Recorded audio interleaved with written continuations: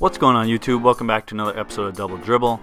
In today's episode, I want to talk about a player that people and NBA scouts are calling the best prospect in the world right now. It is a 17-year-old professional basketball player by the name of Scoot Henderson. And like I said, there's been reports of NBA scouts calling him the best prospect in the world. I don't know if he's necessarily the best prospect in the world, but he is a extremely elite prospect and one that everyone should have their eyes on and be paying close attention to. But before we get into the video, I just want to quickly say, if you're a fan of basketball, whether it be high school, college, or the NBA, make sure to hit that subscribe button. Join the conversation. We love interacting with you guys in the comment section. We be sure to respond to every single comment, so make sure you leave those down below. Make sure to hit the like button on this video, share it with your friends, and let's get right into the video. So now, who is Scoot Henderson? Scoot is this 17-year-old professional basketball player. He plays for G League Ignite team. Coming out of high school, he was, according to 24/7 Sports, the 10th ranked player in the nation. I think ESPN had him as a 10th ranked player as well. He was the second overall point guard in the class and a 99.6% grade 5-star recruit. He is currently, on the G League website listed as 6'2", 195 pounds. Like I said, he's 17 years old, 335 days, so he's about to turn 18 here pretty soon. And he is, was one of the highly, recruited players coming out of his class. He was going to be in the class of 2021. He's being recruited by teams like Alabama, Auburn, Florida State. Were all heavily recruiting him and battling out trying to get him to commit there. He decided to, in turn, forgo going to college and sign a 2-year, $1 million deal with G League Ignite team. He was the first player to sign a 2-year deal with the G League Ignite. Obviously, after the first year, he wouldn't be eligible to be drafted, into the NBA. So he signed a 2-year contract and is going to spend 2 years, in the G League. My honest thoughts on this move or this, decision by him, I think it was a good move, a good decision. He was able to make money right away, be a professional athlete, play against other pros, and the other guys that are grinding, trying to get a chance and make it to the NBA. So they're going to be going hard. I think it's going to prepare him for the NBA even more than college would prepare him. He's one of those players that you can kind of tell that he's different than a lot of other prospects, and he's going to make it to the NBA. So I think that honestly it was a good decision for him to go to the G League. Play against professional athletes, be a professional athlete, train like a professional athlete, and just get used to the travel, the games, practices, everything that comes along with being a professional athlete. I think that this is really going to prepare him for that, and I think it was a really good decision. So now, how is he doing in his first year in the G League Ignite? So far through 11 games, he's averaging 24.5 minutes per game.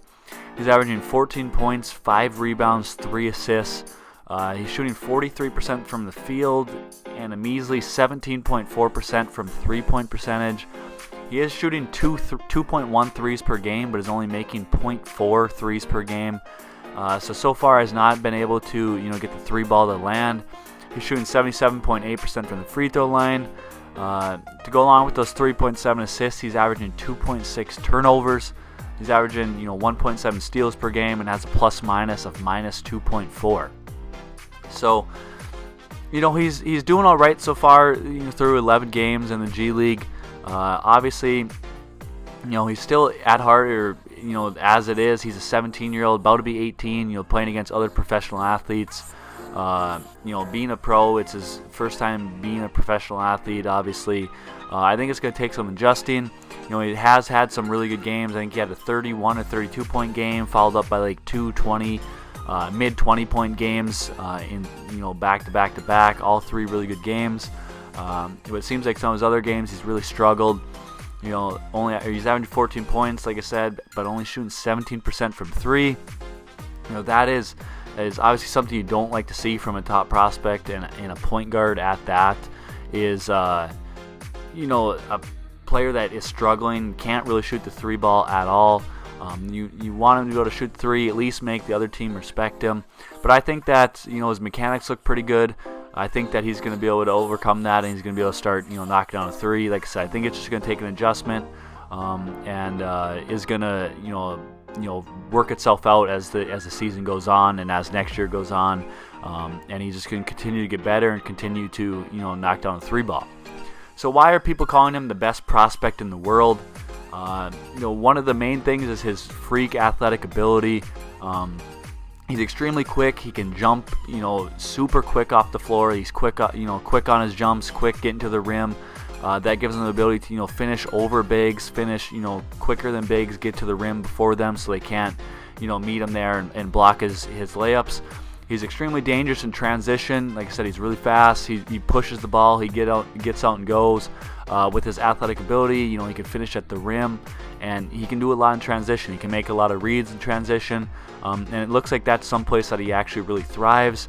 And then another thing is he has a really good pull-up game. He's got coming off screens, he's got a good feel for, getting to the mid-range and getting to his pull-up jumper.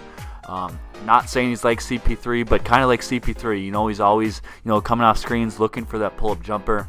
Scoot is kind of the same way. He comes off screens. He knows how to get to his spots and get to his jumper in the mid-range, and he's really good at knocking that down. To go along with his athletic ability, he's good at finishing at the rim. Like I said, he can finish over people. He can finish with some finesse, a little English off the glass. He can do a lot, getting to the rim and being, extremely aggressive that way. For a kid that young, he's got a lot of talent. He's extremely gifted. He's got a lot of athletic ability and a lot of gifts in terms of his body and his his abilities other than skills on the basketball court.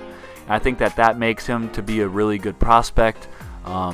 I just think that to call him the best prospect in the world, I don't necessarily agree with that for a 6'2" point guard, 6'2", 195 pounds. It's not like he's just a freak where he's something we've never seen before. So I think that he's a great prospect. He's going to be a top NBA draft pick when his time comes here in the next not this draft but the next draft. I foresee him being a top draft pick.